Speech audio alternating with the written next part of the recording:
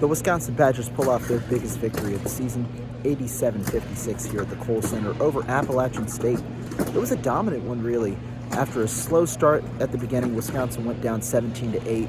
Appalachian State started off hot, shot 7 of 10 from the field. In the early minutes, Wisconsin only 4 of 15, but then they went on an incredible 24-0 run. That ended up setting the tone. The Badgers led by double digits from there on and never held up.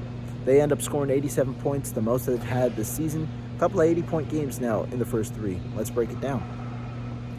Like I mentioned, the 24-point run was really the turning point for the Badgers.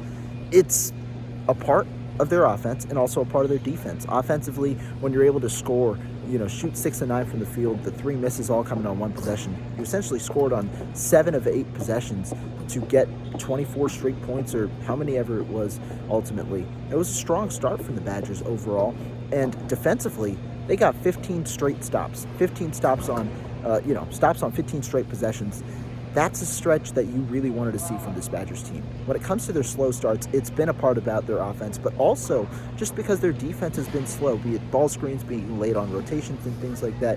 Head coach Greg Gard mentioned that in his post-game press conference. But you get a little bit of a reset after that initial first few minutes, and they ended up doing really well on the defensive end overall. Ended up going into halftime with a 36-20 lead. Early on, it was a lot of Stephen Crowell. It was one-on-ones for Stephen Crowell in this one, as opposed to the double teams that we've kind of regularly seen. And Crowell took advantage. Had a couple of early misses, but really started to settle in the post. John Tonje had his, a good amount of points as well. John Blackwell had a couple of layups. Nolan Winter even got in there with a 3 and a 2. So you get a lot of scoring. 36 points in the first half, despite the slow start.